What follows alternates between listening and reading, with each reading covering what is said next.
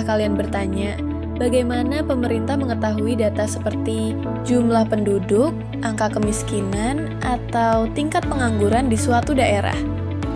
Nah, disinilah statistik digunakan. Statistik ini sangat penting karena data ini digunakan oleh pemerintah untuk menjadi dasar dalam mengambil keputusan yang akan berdampak langsung pada kehidupan kita, seperti pembangunan infrastruktur, penyaluran bantuan sosial, hingga kebijakan pendidikan dan kesehatan. Lalu, bagaimana statistik itu bekerja?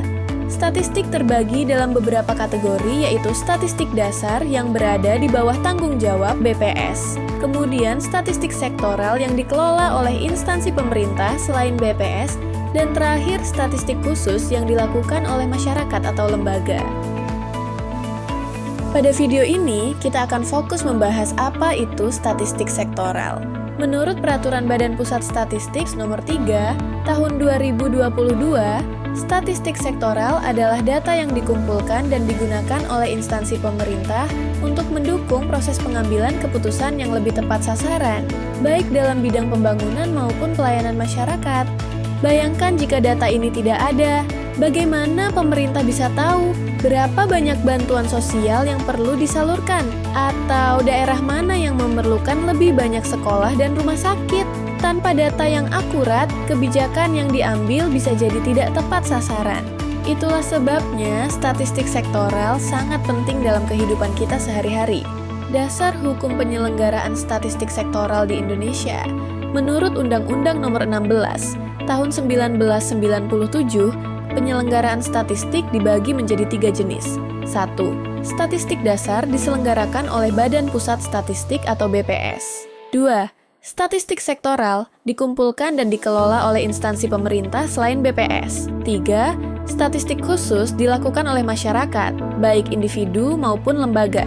Lalu, sesuai dengan Undang-Undang Nomor 23 Tahun 2014 tentang pemerintahan daerah, urusan statistik adalah salah satu urusan wajib yang harus dilaksanakan oleh pemerintah daerah. Artinya, setiap provinsi dan kabupaten kota punya tanggung jawab untuk mengelola data statistik yang nantinya akan mendukung pembangunan daerah dan nasional.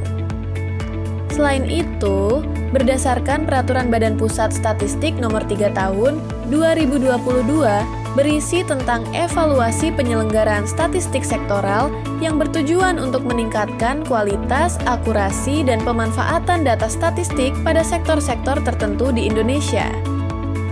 Serta Peraturan Presiden Nomor 39 Tahun 2019 tentang statistik sektoral yang mengatur tentang penyelenggaraan statistik sektoral, meliputi pengumpulan, pengolahan, penyajian, dan penyebarluasan data statistik oleh kementerian lembaga, pemerintah daerah, dan instansi lainnya. Bagaimana statistik sektoral dikumpulkan? Proses pengumpulan statistik sektoral tidak sesederhana itu. Ada beberapa tahapan yang harus dilalui untuk memastikan data yang dihasilkan akurat dan dapat digunakan dengan baik. Tahapan ini terdiri dari beberapa langkah yang saling berkaitan. Tahap pertama adalah romantik atau rekomendasi kegiatan statistik. Tahap ini merupakan mekanisme di mana Badan Pusat Statistik atau BPS memberikan saran dan masukan terhadap rancangan kegiatan statistik yang diajukan oleh instansi pemerintah. Tujuan utama dari rekomendasi ini adalah untuk menghindari duplikasi pengumpulan data dan menyusun metadata base statistik sektoral yang lebih terintegrasi. Kedua, pengumpulan data. Setelah rekomendasi dari BPS diterima, instansi pemerintah akan melanjutkan dengan pengumpulan data.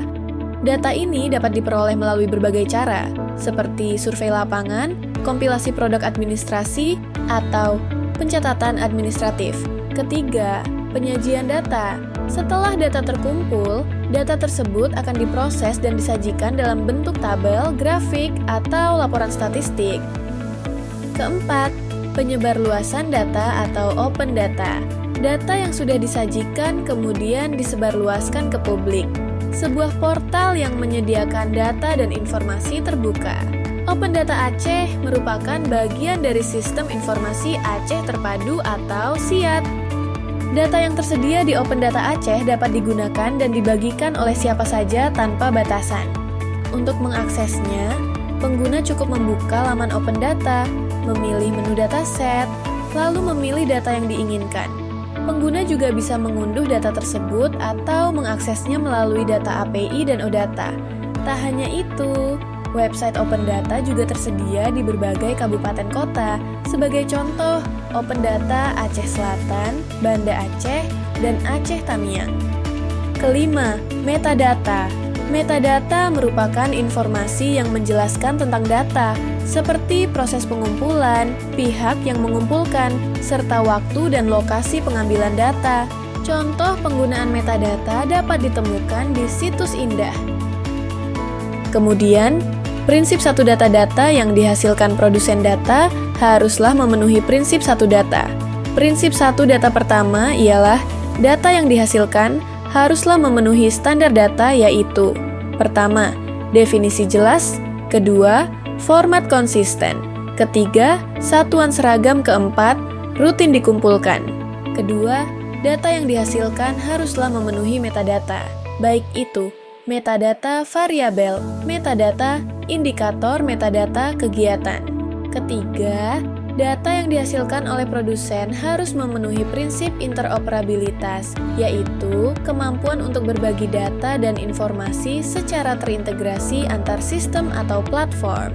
Salah satu penerapan prinsip ini adalah penggunaan data API dan OData yang memungkinkan pihak lain untuk mengakses dan menghubungkan data tersebut dengan sistem mereka.